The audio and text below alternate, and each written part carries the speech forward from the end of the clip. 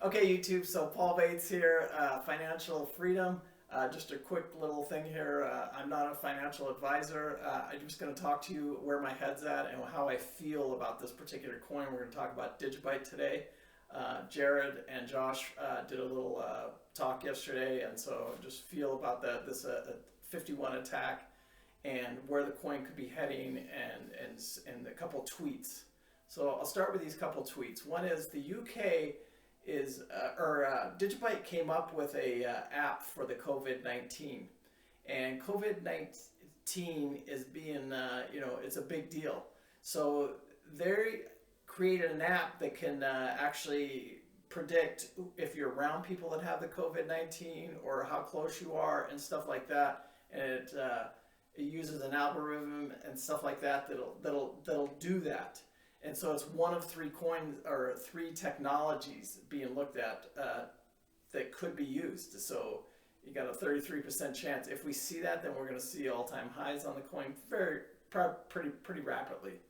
So as an investor, I'm looking at this technology at around 13 cents.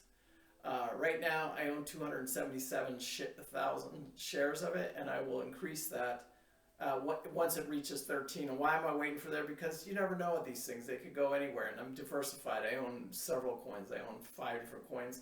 I have about the same amount of money in all of them, really. Bitcoin I might have a little bit more in, but I have about $2,000 to $3,000 in each one of these coins right now, and I have 5 coins.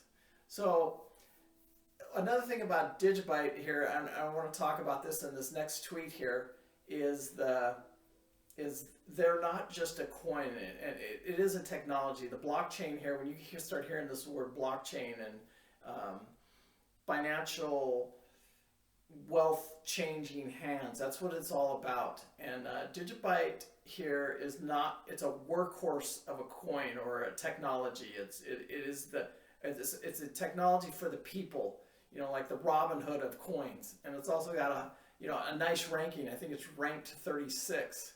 Now, is it a $10,000, $15,000, $20,000 coin? No way. It'll never. I never say never, but I don't think that's ever possible. Could it possibly someday, 15, 20 years from now, be a $1,000 coin? I mean, it's possible, but you got to remember, Bitcoin, $22 million coin, and 22 million coins completed when the project's completed. 22 million, and DigiByte's 22 billion. So that right there will keep the price down. It just can't, if 22 billion coins and at a market cap of 1,000, it'd be trillions and trillions and trillions, and it's just not going to go there. It just can't. So because of that, because it started out, and that's what makes it such a utility coin, is because it's spread out. It's never going to be a $10,000, $15,000, $20,000 coin. You want to see this nice stable move up is what you really want to see in the coin, and just kind of hold its value and its technology and hold that information. So me as an investor, again, you can look at the chart here. I'm looking at it at 13 cents. When it hits 13 cents, I'm going to jump back in and I'll start dumping it with everything that I can hit it with. Because then, I really want to see it go up to $1 and then maybe $2. $2.50 will be where I start thinking about selling some of it. And then probably the $5 range, I'll start selling a little bit more. And then probably $10, I may move on to another coin, but we'll see when that time comes. We're still a long, long ways away from that. But if this UK, if that thing happens, it'll get a lot of exposure, and you'll see the coin probably move up pretty rapidly in the food chain.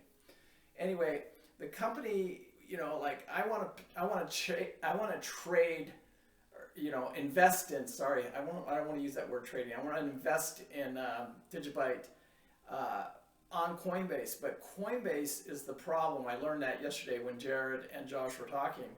It's not anybody in the DigiByte community holding the coin back from being traded on Coinbase. It's Coinbase, and Coinbase is I don't want to say crooked, but they're jaded with money. It's just like anybody else. It's greed and politics and all that, and DigiByte doesn't play into that game. So it's a decentralized coin. They got a good head on their shoulders, and they're not being bought off by money and greed. So that's a good sign. I mean, it's just a good utility technology for the people, and they want to keep it that way. Now, could that change? I don't think it can. I don't think it can, because there's no CEO. Like, Jared doesn't own the company. Nobody owns. It's a community, and nobody owns and makes a decision on what happens to DigiByte. That was decided long ago.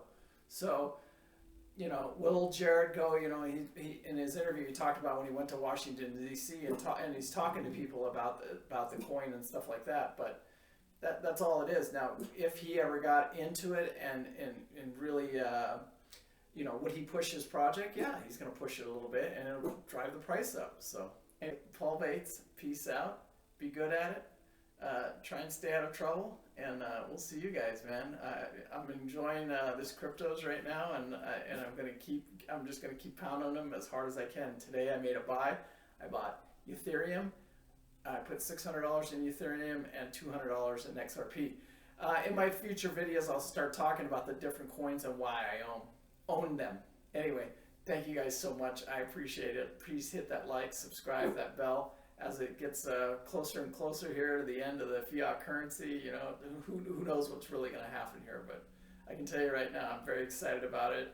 And, Paul Bates is going to get his piece of this one. I can tell you that. Anyway, love you guys. Peace out. Be good.